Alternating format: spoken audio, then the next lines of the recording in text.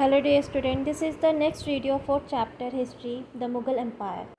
In last video we discussed about the Babur who established the Mughal Empire in India, and then we discussed about the Humayun and Akbar, their major campaigns and events. In this video we will discuss about rest of the Mughal emperors. We will start with Jahangir, who ruled from 1605 to 1627. Military campaigns started by Akbar continued. Akbar के through जो military campaign start किए गए थे वो continue रहे. The Sisodia ruler of Mewar Amar Singh accepted Mughal service. Amar Singh जो मेवाड़ के ruler थे उन्होंने मुगल सर्विस को एक्सेप्ट किया. Less successful campaigns against the Sikh, the Ahoms and Ahmednagar followed. और सिख, अहोम्स और अहमदनगर के अगेंस्ट जो कैंपेन किए गए थे, जो वॉर किए गए थे, उसमें उतनी सफलता जहांगीर को नहीं मिली. Prince Khurram, the future emperor Shahjahan, rebelled in the last year of his reign. Shahjahan के जो लास्ट ईयर थे उसके शासनकाल के, उसमें उसके बेटे प्रिंस खुर्रम, जो कि आगे चलकर शाहजहाँ के नाम से प्रसिद्ध हुआ, उसने जहांगीर के अगेंस्ट विद्रोह कर दिया. The efforts of Nurjahan, Jahangir's wife, to marginalise him were unsuccessful. Jahangir की पत्नी नूरजहाँ ने शाहजहाँ की पावर को कंट्रोल करने की कोशिश की, लेकिन वो उसमें अनसक्सेसफुल रही. अब हम शाहजहाँ के बारे में पढ़ेंगे. Who rule from 1627 to 1658. Mughal campaigns continued in the Deccan under Shahjahan. Shahjahan के अंडर में डेक्कन में जो मिलिट्री कैंपेन स्टार्ट किया गया था वो आगे कंटिन्यू रहा. The Afghan noble Khan Jahan Lodhi rebel and was defeated. Afghan noble Khan Jahan Lodhi, उसने मुगल्स के अगेंस्ट रेबल किया, विद्रोह किया, लेकिन वो हार गया. Campaigns were launched against Ahmadnagar. The Bundelas were defeated and Orchha seized. Ahmadnagar के अगेंस्ट जो वॉर किया गया था, जिसमें बुंदेल जो थे वो हार गए, और जो ओरछा जो जगह थी उसे कंट्रोल कर लिया गया मुगल्स के through. In the north west the campaign to seize Balkh from the Uzbeks was unsuccessful and Kandahar was lost to the Safavi.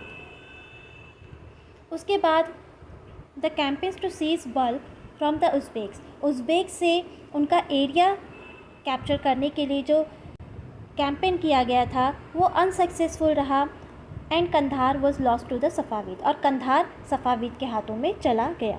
In 1632 Ahmadnagar was finally annexed and the Bijapur forces sued for peace. 1632 में अहमदनगर को finally Mughals ने, शाहजहाँ ने अपने control में कर लिया, अपने area में मिला लिया. और जो बीजापुर की आर्मी थी उन्होंने शांति के लिए मुगल से रिक्वेस्ट करी. In 1657 to 1658, there was conflict over succession among the Shahjahan's son. Shahjahan के बेटों में राजा बनने के लिए 1657 to 1658 लड़ाई चलती रही, और एट द एंड औरंगजेब उसमें विजय प्राप्त हुई, और जो उसके बाकी भाई थे दारा शिकोह को मिलाकर सबको मार दिया गया और औरंगजेब राजा बना. Shahjahan was imprisoned for the rest of his life in Agra. और शाहजहाँ को उसकी पूरी लाइफ तक आगरा में कैदी बनाकर रखा गया. अब हम बात करेंगे औरंगजेब की, जिसने अपने भाइयों को मारकर मुगल शासक बना. Who ruled from 1658 to 1707. In the north east the Ahoms were defeated in 1663. Ahoms, who were the tribal community of Assam, was defeated by Aurangzeb in 1663 but rebelled again in the 1680s. 1680s में अगेन अहोम्स ने Mughals के against rebellion start कर दिया था. Campaigns in the north waste against the Yousafzai and the Sikhs were temporarily successful. और Sikhs और यूसुफजाई के against north west में जो कैंपेन, जो वॉर किया गया, वो टेम्पररी सक्सेसफुल रहा. मतलब इतनी सफलता, ज़्यादा टाइम तक वो अपने कंट्रोल में नहीं रख सका उन एरियाज़ को. Mughal intervention in the succession and internal politics of the Rathore Rajputs of Mewar led to their rebellion. Rajput भी मुगल्स के अगेंस्ट हो गए, क्योंकि मुगल उनके इंटरनल पॉलिटिक्स में बहुत ज़्यादा इंटरफेयर करते थे. Campaigns against the Marathas chieftain Shivaji were initially successful. Shivaji के अगेंस्ट जो कैंपेन किया गया, जो वॉर की गई, who were the chieftain of Maratha, जो मराठास के मुखिया थे, उनके अगेंस्ट जो रेबिलियन किया गया, उनके अगेंस्ट जो वॉर की गई, उसमें मुगल्स स्टार्टिंग में तो सफल हुए, but Aurangzeb insulted Shivaji who escaped from Agra. लेकिन शिवाजी की बहुत इंसल्ट की औरंगजेब ने और शिवाजी आगरा से भाग गए। Declared himself an independent king, और अपने आप को एक इंडिपेंडेंट राजा घोषित कर दिया। And resumed his campaign against the Mughal, और मुगल्स के अगेंस्ट जो उनका विद्रोह था, उनका जो कैंपेन था, वॉर था, उसे कंटिन्यू रखा। Prince Akbar rebelled against Aurangzeb and received support from the Marathas. Prince Akbar Aurangzeb के अगेंस्ट विद्रोह किया और उसे सपोर्ट मिला हुआ था मराठास का एंड द डेक्कन सल्तनत, और जो दक्षिण के सुल्तान थे उनसे। He finally fled to Safavid Iran, लेकिन फाइनली जो प्रिंस अकबर था वो ईरान भाग गया। After Akbar's rebellion Aurangzeb sent army against the Deccan sultanate. Akbar के भाग जाने के बाद औरंगजेब ने अपनी आर्मी डेक्कन में भेजी। Bijapur was annexed in 1685 and Golconda in 1687। From 1698 Aurangzeb personally managed campaign in the Deccan against the Marathas, who started guerrilla warfare.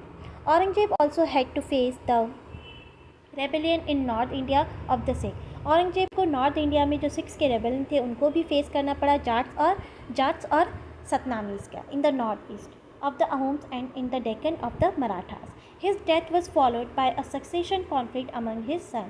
और इसके मरने के बाद इसके जो भाई थे, इसके जो बेटे थे, उनमें भी कॉन्टीन्यूसली झगड़े होते रहे राजा बनने के लिए।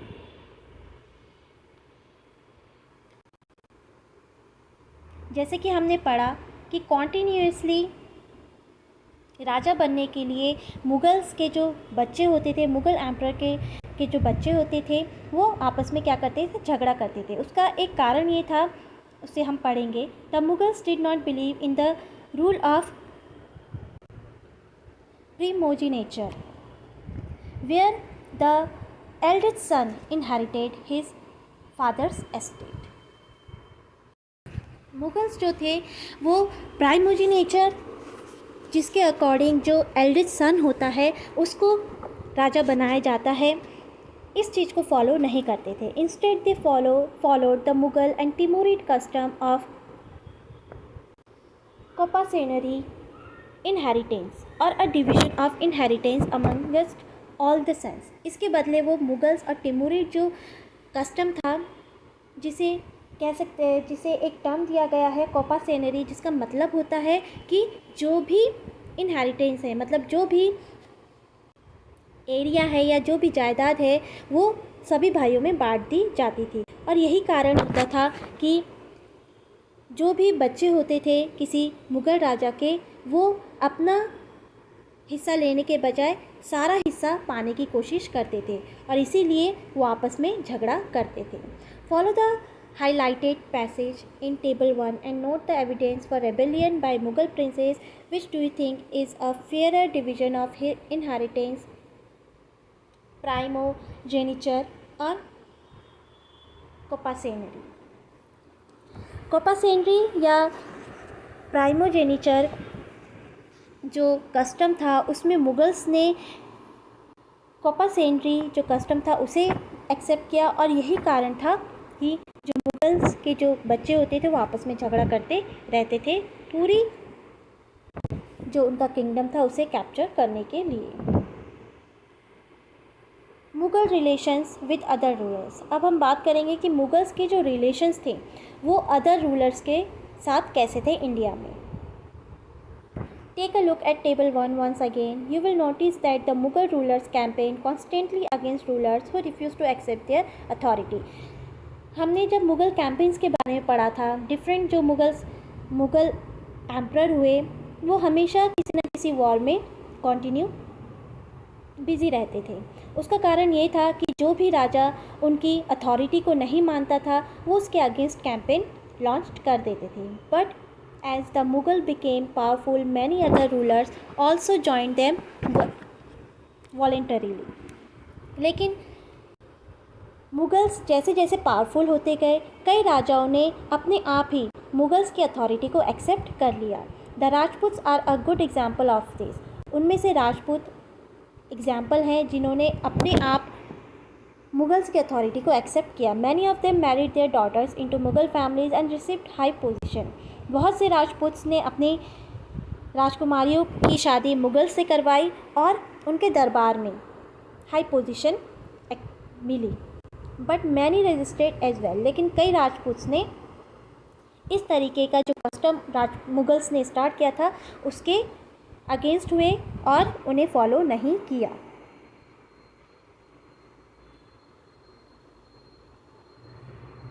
The Sisodia Rajput refused to accept Mughal authority for long time.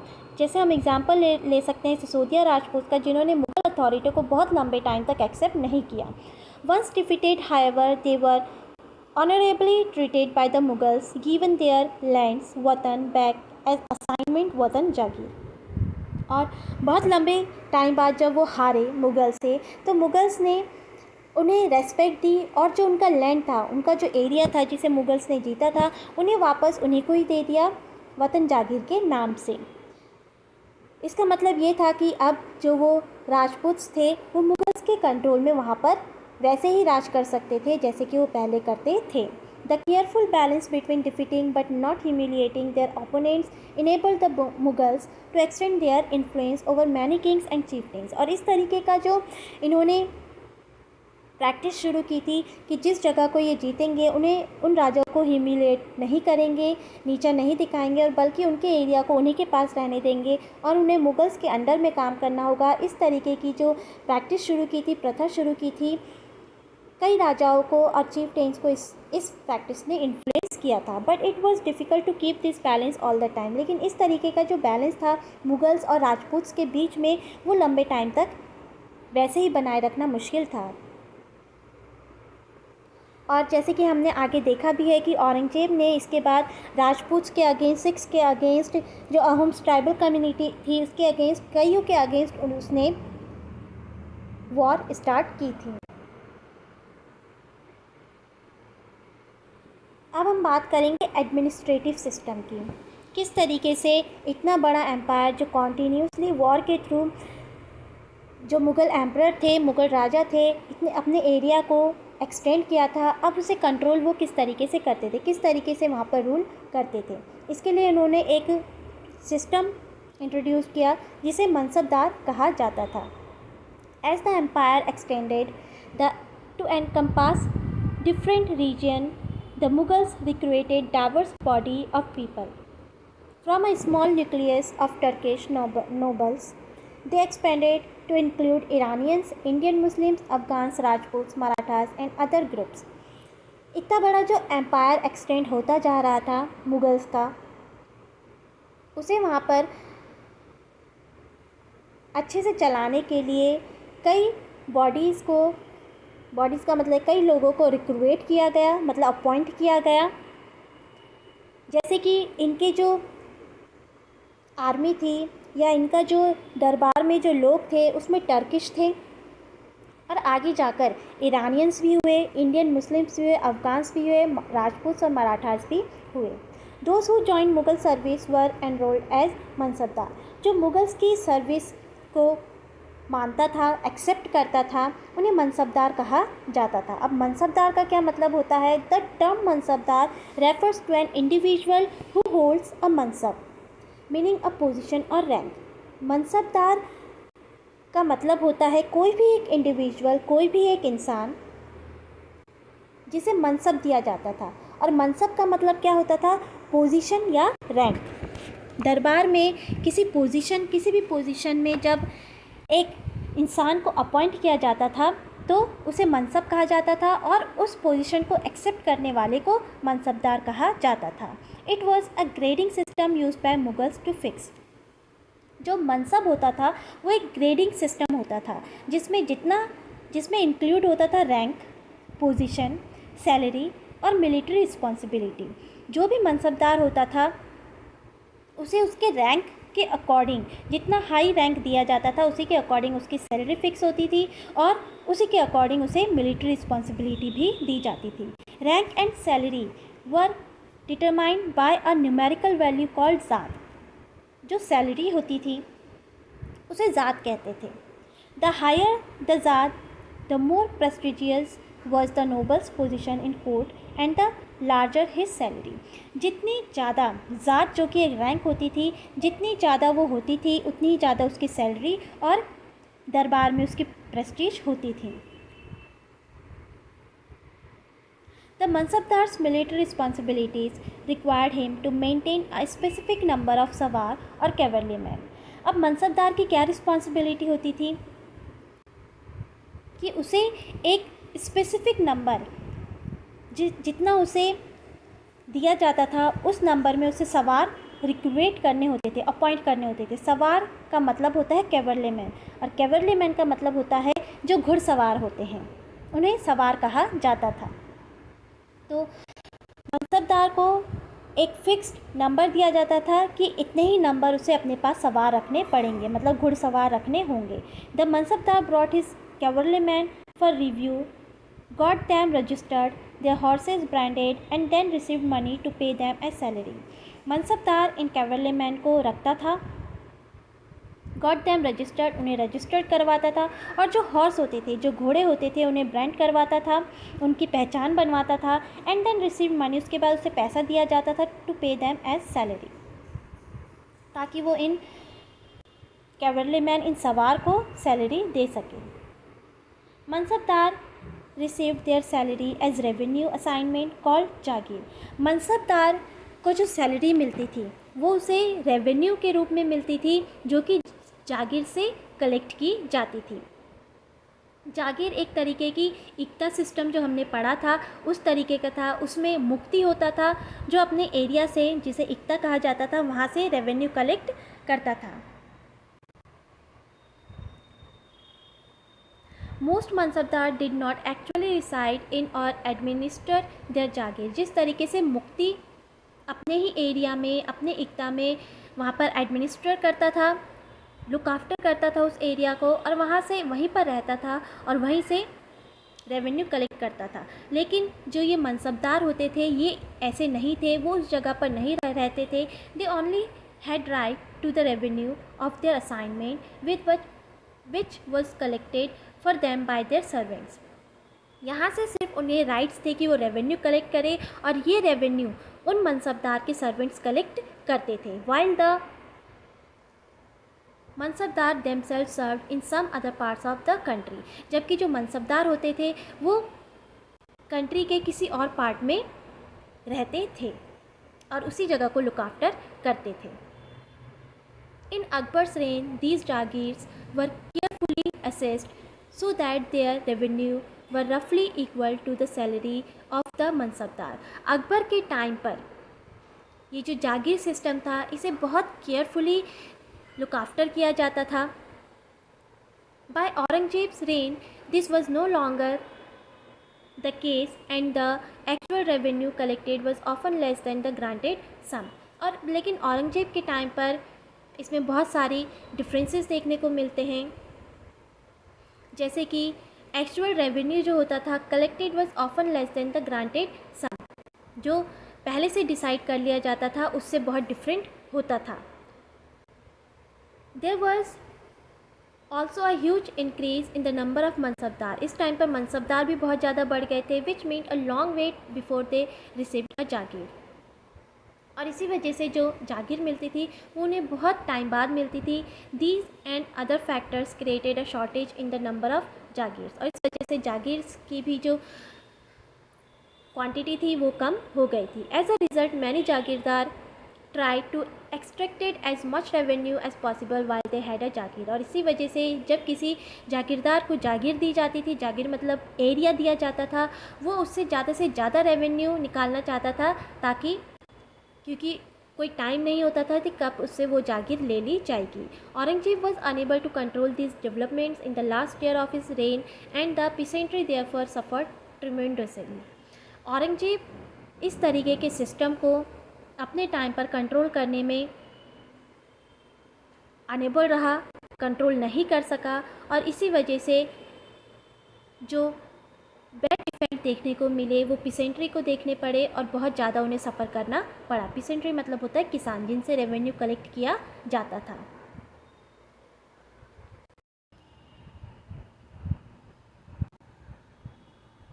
तो इस चैप्टर में हमने कुछ टर्म्स पढ़े, जैसे कि मनसबदार हो गए, ज़ात, सवार। इसको मैं एक बार और डिफ़ाइन कर देती हूँ तो आपके लिए इजीली हो जाएगा इसको समझने के लिए। मनसब, सबसे पहले मैं मनसब बोलूँगी, एक तरीके का एडमिनिस्ट्रेटिव सिस्टम था मुगल्स का, जिसमें उन्होंने मनसब, जिसका मतलब होता है रैंक या पोजीशन, उसे मनसब कहते हैं। किसी तरीके कोर्ट में जो पोजीशन दी जाती थी राजा के दरबार में, मुग़ल राजा के दरबार में जो एक ऑफिसर को कोई रैंक दी जाती थी, कोई पोजीशन दी जाती थी, उसे मनसब कहा जाता था। सो मनसब मीन्स अ रैंक और अ पोजीशन। उसके बाद आता है मनसबदार। मनसबदार का मतलब होता है a person with a special position और rank which determine his salary and military responsibility is called mansabdar. Mansabdar एक इंसान होता है जिसकी एक स्पेशल पोजीशन या रैंक होती है, जो उसकी सैलरी और मिलिट्री रिस्पॉन्सिबिलिटी को भी डिफ़ाइन करता है। वही रैंक मतलब एक इंसान की जो कोर्ट में, राजा के कोर्ट में, राजा के दरबार में, मुग़ल राजा के दरबार में होता है, उसे एक रैंक दी जाती है जिसे मनसब कहा जाता है, और यही रैंक, पोजीशन उसकी सैलरी और मिलिट्री रिस्पॉन्सिबिलिटी को डिफ़ाइन करता है, तो उस इंसान को मनसबदार कहा जाता है।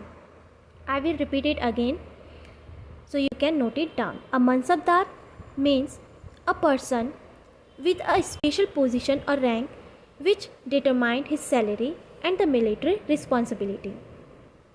After that, there is another term which means zaat, which is zaat, and zaat is mansabdar's own salary.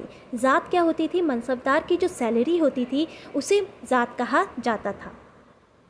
And then I will define sawar. अब मैं सवार को डिफ़ाइन करूँगी। सवार का मतलब होता था नंबर ऑफ कैवरलीमैन। कैवरलीमैन का मतलब होता है घुड़सवार, जो घोड़े दौड़ाते हैं मिलिट्री में, उन्हें सवार कहा जाता था मुगल्स में। तो a number of cavalrymen under mansabdar recruited. जो कैवरलीमैन मनसबदार रिक्रूट करता था, रिक्रूट का मतलब होता है अपॉइंट करता था, उन कैवरलीमैन को सवार कहा जाता था। तो इस वीडियो को अच्छे से देखेंगे आप और सुनेंगे।